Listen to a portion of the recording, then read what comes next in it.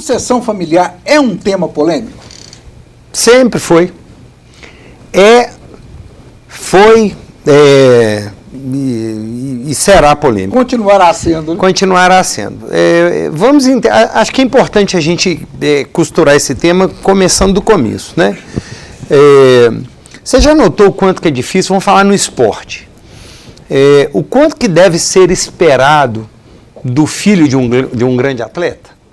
O quanto que muitas pessoas esperavam, por exemplo, do Edinho, filho do Pelé? O quanto que as pessoas esperam quando vem um filho de um jogador, o filho de um grande piloto, né? Se esperava muito do Nelsinho Piquet, por exemplo, né? Então, nós estamos falando que a sucessão, ela é um tema complexo, porque você precisa perpetuar o negócio e muitas vezes nem aquele próprio empreendedor que teve sucesso consegue saber exatamente o que foi que ele fez para ter o sucesso. Ele deu certo por algumas características empreendedoras, alguns mais analíticos, outros mais agindo mais pelo feeling, e deram certo. E aí o grande problema, falando de sucessão consanguínea primeiro, porque tem outro tipo de sucessão, é quando você começa a perceber que o filho que está chegando, o pai insiste em querer que o filho siga os mesmos passos do pai. Então, meu filho, eu sempre acordei cedo, chegava às 6, era o primeiro a sair, o primeiro a chegar, o último a sair. Eu vejo você chegando 9 horas, indo embora 3 horas da tarde. E aí você já começa a ter um choque de cultura da forma do fazer, né? Contam que existia uma simpatia aí que o pai ensinava para o filho para dar certo no negócio, que ele falava que ele tinha que esperar todo mundo sair da empresa, ele ia lá no filtro da cozinha, enchia uma caneca e botava essa caneca atrás do filtro. E no dia seguinte ele tinha que antes de todo mundo chegar, ele tinha que beber a água para o negócio dar certo. No fundo era a simpatia para ele ser o último a sair, o primeiro a chegar, né? Essa é que é a verdade. Mas quando a gente começa a ver isso, porque de um jeito muito particular, aquele pai ou aquela mãe que deu certo no negócio, ela entendia que era a presença constante, era a forma de lidar com os funcionários que fazia isso dar certo, e ele esperava que o filho seguisse esse espaço. E aí quando o filho vem e às vezes termina uma tarefa que o pai ou a mãe, né, que leva 2 horas numa manhã, às vezes de 8 às 10, às 11, o pai está lá demorando para fazer a tarefa, vem o moleque que faz em 30 minutos, porque tem tecnologia, já veio estudado e tal, e aí fica aquela confusão mental, peraí, será que realmente ele fez, será que fez certo e tal? E quando na verdade não é esse o problema não é esse. Há um tempo atrás a Fundação Dom Cabral apresentou um estudo chamado Vale da Morte, muito interessante, em que eles viam que as empresas, a hora que estavam fazendo perto dos 35, 40 anos, era o momento em que acontecia a maior quebradeira de empresas, e aí, então se chamava o Vale da Morte por causa disso. Então, e exatamente 35, 40 anos, se alguém empreendeu aos 30, aos 25, 40 anos, 65 é a hora de passar o bastão. E as investigações apontam, por um dos problemas desse Vale da Morte, é a falta de planejamento e visão de longo prazo. O que significa isso? Quando eu empreendo a minha empresa e crio uma empresa boa e eu tenho essa empresa sob o controle do meu jeito, que pode ser bem organizado ou não, mas está sob o meu controle e isso deu certo, quando vem as próximas gerações em que muitas vezes foram estudar, já tiveram boa escola, fizeram faculdade e tudo mais, e às vezes não é um filho só, 2 ou 3, e quando eles estão para assumir o negócio, não existe uma clareza do que aqueles filhos estão assumindo. Então, vamos fazer uma analogia de uma obra. E aí tem o pedreiro, o pai, e aí na hora que chega o pedreiro, filho, o pai fala assim, tá aqui o projeto da casa, filho, eu te ensinei a tecer tijolo, a fazer colunas e tal, siga o projeto que você vai terminar a casa. Quando normalmente você procura o projeto da empresa, você não tem esse projeto. Você não tem um projeto para além da estadia do pai no negócio. É aquilo, está funcionando. Está funcionando, mas você não tem isso. Tem uma história muito bacana, eu estou pelejando para lembrar o nome do dono da Kaczynski, já falecido, acho que já falecido, em que ele, aos 80 anos, chamou a equipe inteira para fazer o planejamento estratégico dos próximos 20 anos da empresa. Todo mundo olhou para ele assim, mas como? Você tem 80 anos, fazer planejamento estratégico para os próximos 20 meses, fala, mas eu não estou fazendo planejamento para mim, estou fazendo planejamento para a minha empresa. E, em tese, uma empresa ela tem que se perpetuar. Então, o que nós estamos falando desse projeto? O filho sucessor, ou pode ser o irmão sucessor, ou pode ser um gerente sucessor, que não tenha nada a ver com a questão de sangue, ele tem o direito de saber que empresa ele está herdando. E que muitas vezes o filho foi blindado nisso, passou por boas escolas, e na hora que ele começa a discutir isso, na hora que ele vai se dar conta, ele não sabe que empresa que ele está herdando, se é uma empresa boa ou não, porque às vezes aquilo está num controle tão particular de quem está lá, que até para você repassar é difícil. Então, por isso que fala assim, não, você tem que andar comigo um tempo, porque aí você tem que ir aprendendo aos poucos com o que está lá. E isso é um problema sério que a gente tem. Né? Vamos pegar qualquer empresa aqui do Centro-Oeste, empresas grandes. Se ela não tiver um plano de longo prazo com pessoas já sabendo para onde o ônibus vai, eu gosto de usar muito esse termo, se acontecer uma tragédia, não tem ninguém que assuma. Nós tivemos, acho que eu falei isso da outra vez aqui, nós tivemos aquele acidente de avião com os diretores da Massas Vilma, que eles morreram, sim. Acho que eu comentei isso. E a empresa continuou. A Mar Rolim da TAM morreu no acidente e a empresa continuou. Roberto Marinho morreu e a empresa continuou. E essa questão da Vilma, ela é emblemática. Porque morreu praticamente a família. E o negócio continuou, porque estava profissionalizado. O nosso governador reeleito agora, Zema, saiu dos seus negócios para tocar o Estado porque o negócio estava profissionalizado. Então, é importante dizer o seguinte, o caminho para uma boa sucessão é a profissionalização. E profissionalização significa tirar a empresa da sua particularidade. Aquela coisa que só você sabe. Sabe aquelas coisas que fazem o segredo da receita que só você sabe? Às vezes tem gente que morreu com a receita. E olhar para um negócio. Então, eu estava hoje eu atendi por telefone uma situação muito interessante, que um genro, né? O genro, onde a empresa é a mãe da esposa dele. Sou eu que toco, estou um pouco cansado, estou trabalhando demais para mim e eu estou querendo montar meu negócio. E aí, de repente, quando foi ver, né, a sogra dele, então, né, nesse caso, falou assim, mas eu não tenho sucessor, então é melhor você comprar esse negócio. E aí ele falou, então, né, eu estou pensando em fazer diferente. Eu falei, olha, meu amigo, se você, à frente desse negócio, não formou nenhum sucessor, não significa que se essa empresa for só sua, que você vai formar. Então, daqui a pouco, você pode estar provando do próprio veneno. Ele não fez isso intencionalmente, mas o melhor jeito de você construir uma sucessão bem feita é formando pessoas para te substituir. E isso é uma coisa que não cabe na cabeça das pessoas. Parece que é perda de poder. Tem medo disso, não tem? Perda de poder.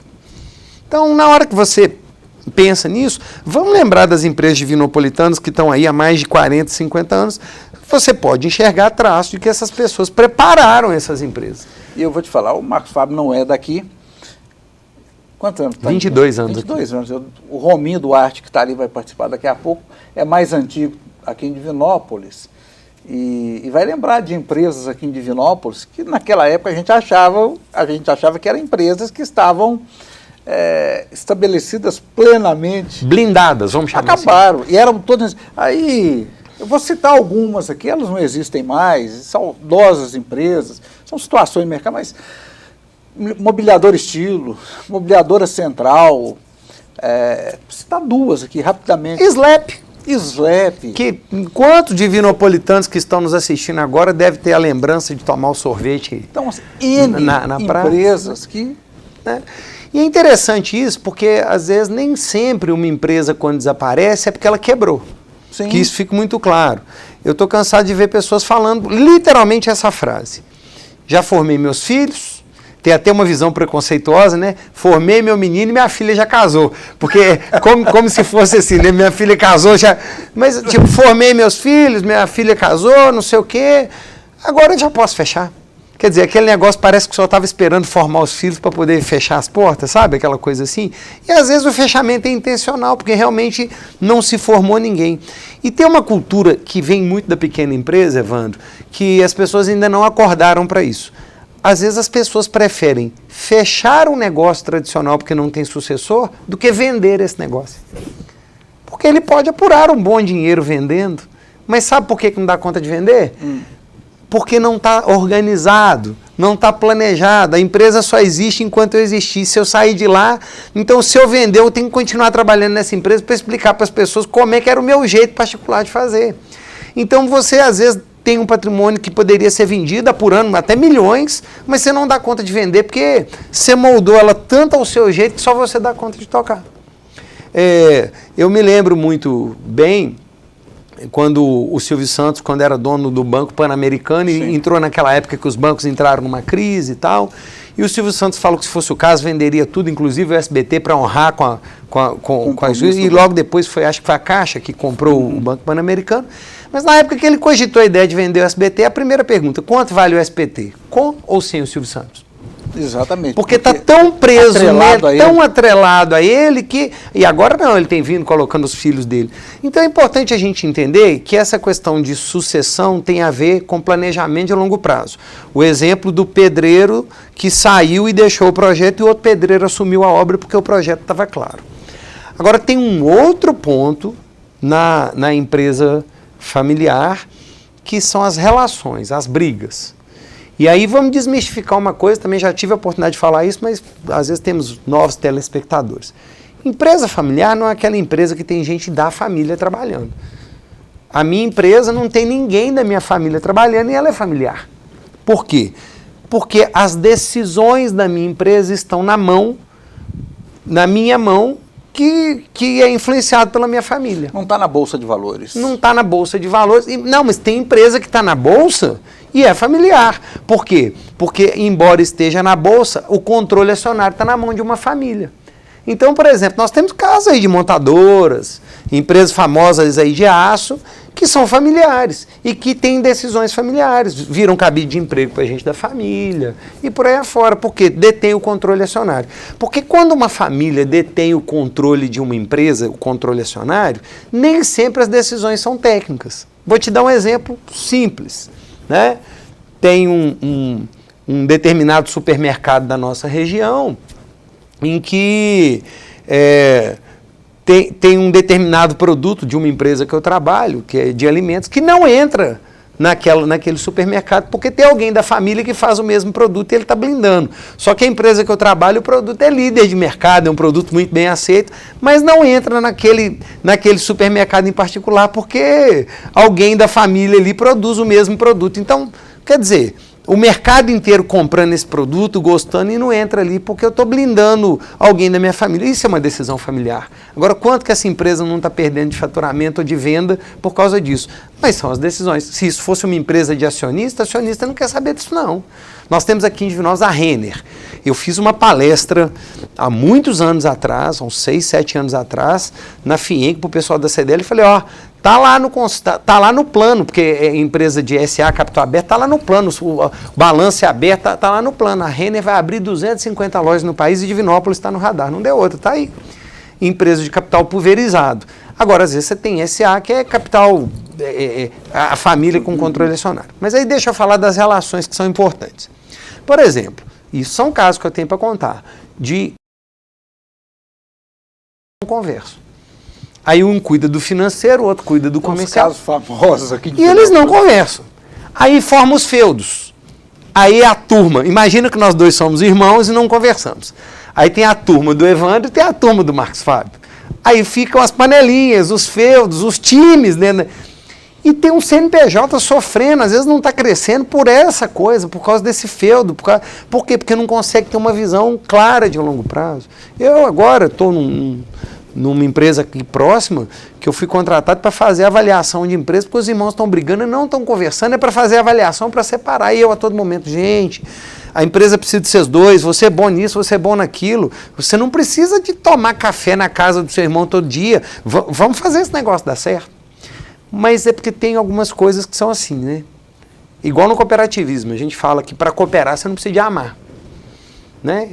Você não precisa de amar o outro para cooperar, porque o cooperativismo ele visa um algo maior. Então, embora eu não goste de você, mas vamos cooperar porque nós estamos no mesmo barco e temos que olhar para isso. A mesma coisa, para ser sócio, você não tem que amar. Você não tem que ir todo dia na casa. Tem um negócio, esse negócio tem tem um que negócio, funcionar. esse negócio tem que funcionar, nós temos que ter objetivo claro com ele, é isso, é desse jeito. Mas isso não é comum. E aí, quando você tem pessoas da família trabalhando na empresa, as relações familiares podem se desgastar, principalmente marido e mulher, irmãos, porque às vezes os conflitos que existem dentro da empresa familiar são transformados em confrontos. Qual é a diferença? O confronto é quando você bate de frente e procura vencer. No confronto, ou eu venço ou você vence. No conflito é convencer. É vencer com eu tenho uma ideia, você tem outra, vamos discutir. E muitas vezes, por uma falta de sabedoria, os conflitos viram confrontos. Né? Aí tem uma parte que ganha e uma parte que perde. Então, e uma outra coisa que eu gosto de falar muito. Empresa que não presta conta para os seus sócios, ela tem problema sério. E às vezes começa numa confiança tal, dois amigos resolvem montar um negócio. Não, eu confio em você, não preciso me... Não, eu confio tanto que eu preciso prestar conta. Porque quando você rompe o rito da prestação de contas, você está deixando aquelas pessoas daquele barco sem saber para onde o barco está indo. A prestar conta é dizer, vendemos tanto, custamos tanto, demos tanto de lucro. E é importante, Evandro, que a família saiba disso. Aí eu, nos meus casos, de novo, agora não pode contar os casos com detalhe demais, não, senão quem estiver nos assistindo vai descobrir, o povo descobre. Uma empresa aqui de perto, com fama de rica, com fama de bem-sucedida, estava assim, moída. Gestão de estoque péssima, estocada demais, devendo, não estava dando conta de vender, inchada. E o marido não contou para a esposa. E a esposa vivendo a vida, a esposa e a família vivendo aquela vida boa que a empresa sempre deu. Eu falei, que hora você vai contar para sua esposa que está desse jeito? Não, que não sei o quê. E aí eu percebi que o não contar estava tentando ele manter um padrão que ele não estava dando conta. E aí o que nós fizemos? Eu, chamei a esposa dele e abri o jogo. Ela assustou. Quando ficou sabendo disso, voltou para dentro do negócio e virou a principal parceira dele no sentido de tirar o negócio. E tiramos o negócio do buraco. Mas é importante, porque não estava havendo prestação de contas, não estava claro as coisas. Meu amigo, esse assunto, você vai ter que continuar voltando aqui para a gente falar. Para a gente encerrar. Já passou a meia hora, meu Deus do céu. Para a gente encerrar. As empresas, o Divinópolis, a região centro-oeste, está entendendo isso? Já se busca assessoria? Ah, não, mudou muito. Porque hoje, primeiro que a gente já tem filhos, né? Vamos imaginar que os pais que estão hoje aí, né? Eu estou com 50 anos, vamos imaginar os pais que estão com 65, 70 anos, já estão com seus filhos aí, no mínimo com 30 e poucos anos, que já tiveram boas escolas, tiveram oportunidade de fazer isso. Só que nós temos um viés aí importante, né? Para quem conhece a minha história, eu sou natural de Itabirito, o meu pai foi um pequeno industrial de carvão, meu pai fazia carvão. E o meu pai era um cara, é vivo até hoje, graças a Deus, mas na lida do carvão, empírico. Então não fazia conta, né? Fazia do jeito que, acho que eu até aprendi um pouco dessa história de gestão, foi aprendendo com ele, de tanto que eu conferia extrato bancário dele e ficava assustado com as contas negativas. Na época da Minas Caixa, tinha o tal do caixa alta lá. E o meu pai falava assim comigo, olha, não mexe com isso não, olha o sofrimento que eu tenho, isso é difícil demais, não é difícil lidar com o empregado, difícil lidar com o picador de lenha, o carvoeiro bebe, queima o carvão, queima o forno, aí você bota o carvão quente no caminhão para entregar na usina, a carga pega fogo. O meu pai foi tão bom vendedor de que ele tinha o pior negócio do mundo que eu não quis aquilo para mim. E aí a missão do meu pai era me formar minha irmã para que a gente fosse fazer outras coisas. Então tem muito disso. Às vezes a dor do pai ou da mãe empreendedora com aquele negócio é tão grande porque está desorganizado que ele acha que ele tem o pior negócio do mundo e fala para o filho fazer um concurso, para fazer medicina, engenharia, qualquer outra coisa, mas menos isso aqui, filho. Pelo amor de Deus, não, meu discurso, meu filho resolveu seguir o mesmo caminho meu, nossa, eu já falei para ele e tal. Quando, na verdade, nós estamos, às vezes, tirando a oportunidade daquele filho que chega com boa escola, teve a oportunidade de aprender, a seguir a partir do que o pai fez, melhorando os processos e fazendo.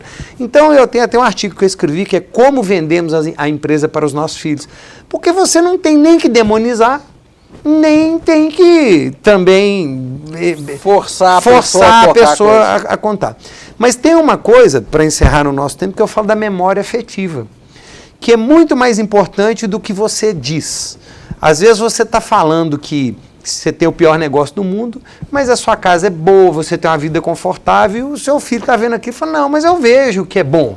Ou ao contrário, às vezes você está falando que você tem o pior, que você tem o melhor negócio do mundo, que é bom, mas você chega todo dia em casa estressado, e grosso com todo mundo, brigando com todo mundo, e às vezes seu filho olha, sua filha olha e fala, não, não quero isso para mim não. Né? Eu escutei casos de pessoas falando, não, que meu pai foi ausente a vida inteira por causa da empresa, eu não quero ser ausente com os meus filhos, então se ser dono de negócio, isso eu não quero para mim. Mas no fundo, Evandro, não é isso.